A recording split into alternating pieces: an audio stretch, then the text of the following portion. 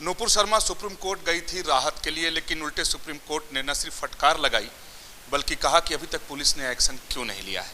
बात करने के लिए असदुद्दीन ओवैसी साहब हैं, उनसे बात करते हैं। सर, न्यूज़ नेशन में स्वागत है आपका।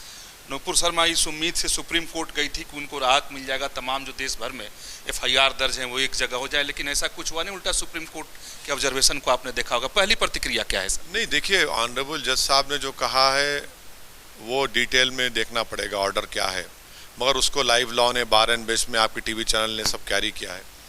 हम देश के प्रधानमंत्री से दोबारा अपील करते हैं, डिमांड करते हैं कि आप नूपुर शर्मा को अरेस्ट करवाइए, कानून को अपना काम करने दीजिए। आप देश के 130 करोड़ की जनता के प्रधानमंत्री हैं, आप सिर्फ नूपुर शर्मा के प्रधानमंत्री नहीं है। आपकी सरकार से नूपुर शर्मा की बचाएगी नहीं बचाना चाहिए उसको।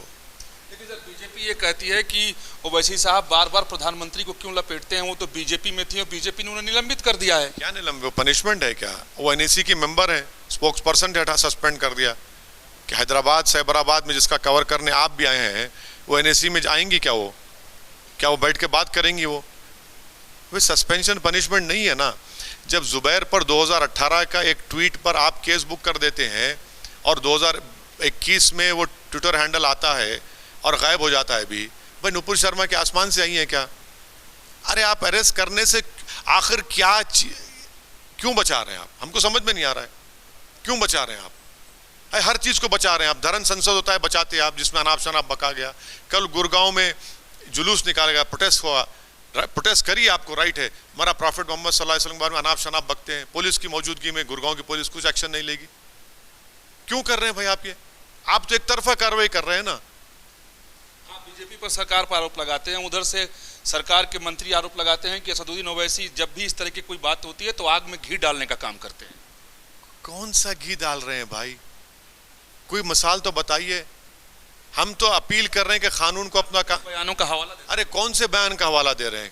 हमारी बयान सच्चाई पे होती है तो उनको लगता है कि आग में तेल डाल रहे हैं। 80-20 की बात कौन किया था?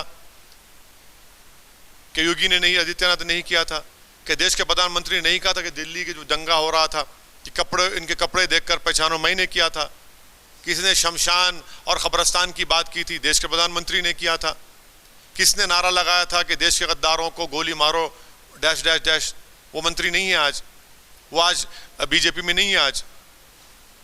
लेकिन सर, जिस तरह की घटना उदयपुर में घटी है, कन्हैया लाल की हत्या की गई, उदयपुर की जो घटना हुई है वो हॉरिफिक है, क्रिमिनल है, उसको जितना भी कंडेम करे कम है।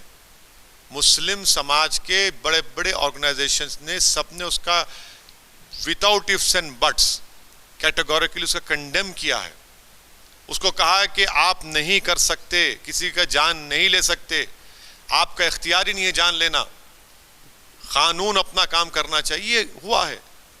आप बताइए, क्या भाजपा कंडेम करेगी जो उदयपुर में आज से चंद साल पहले एक बंगाली वर्कर है अफरोजुल, जिसको किसी ने मारा, वीडियो निकाली उसको जलाया बॉडी को।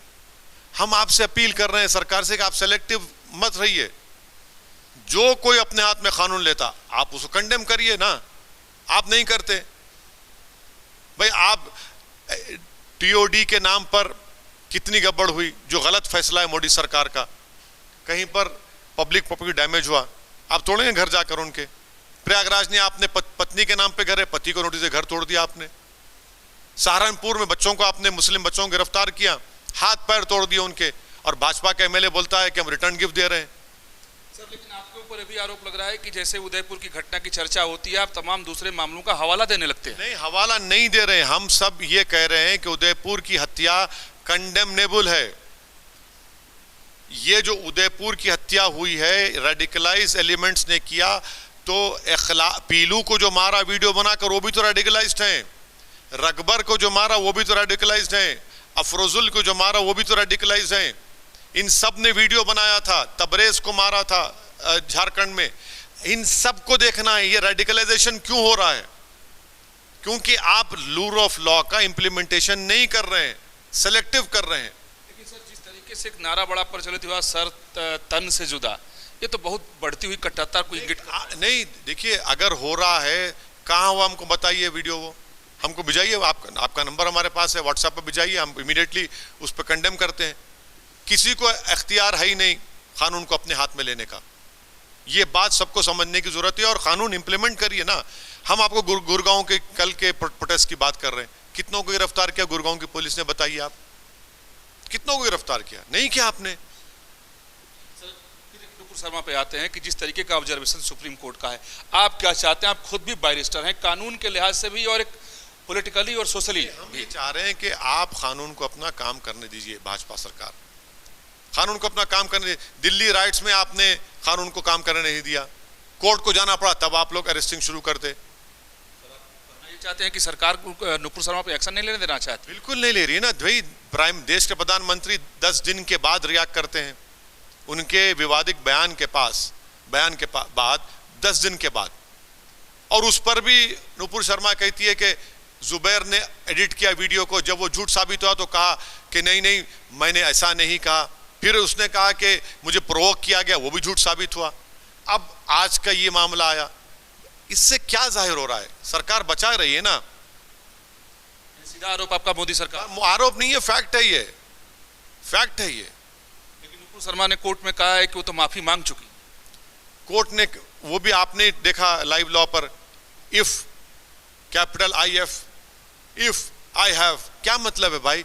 अगर मैं किसी को किसी मजहब के बारे में, किसी जिसको लोगों के बड़ी इज्जत है उनके बारे में अनाप शनाप बक दूं और बोलो माफी चाह लेता हूं, तो कानून काम नहीं करेगा क्या? तो लगा दीजिए CRPC IPC में एक सेक्शन कि जो अनाप शनाप बकेगा वो माफी चाह ले 1 महीने के बाद, तो उस पर गिरफ्तारी नहीं होगी, कैसी नहीं होगा? ये कैसा होगा भाई? माफी कैसी होनी चाहिए कि आपको शर्मिंदगी हो, दिली तकलीफ हो, आपका दिल और जान उसकी तकलीफ को महसूस करे कि मुझसे ये गलती हुई है। आप तो इफ कहते हैं। सर एक और सवाल लास्ट में कि केरल के राज्यपाल आरिफ मोहम्मद खान साहब की एक टिप्पणी आई है, वो आपने देखा होगा, मदरसे को। मोहम्मद खान साहब झूठ बोल रहे हैं। वो अपनी सियासी दुकान को चमकाने के लिए और अपने पॉलिटिकल अपॉर्चुनिटीज को आगे बढ़ाने के लिए ये बकवास बक रहे हैं।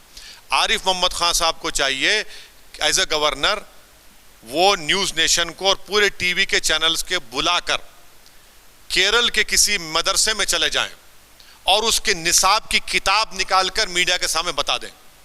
उनको अगर पॉलिटिकली आगे बढ़ना है तो मदरसों का इस्तेमाल ना करें, वो अपॉर्चुनिस्ट ना बने। वो मुझे अफसोस के साथ कहना पड़ता है कि एक गवर्नर के एक अजीम ओहदे पर वो फायज हैं और इस तरह की अनवेरीफाइड और झूठ बोल रहे हैं वो।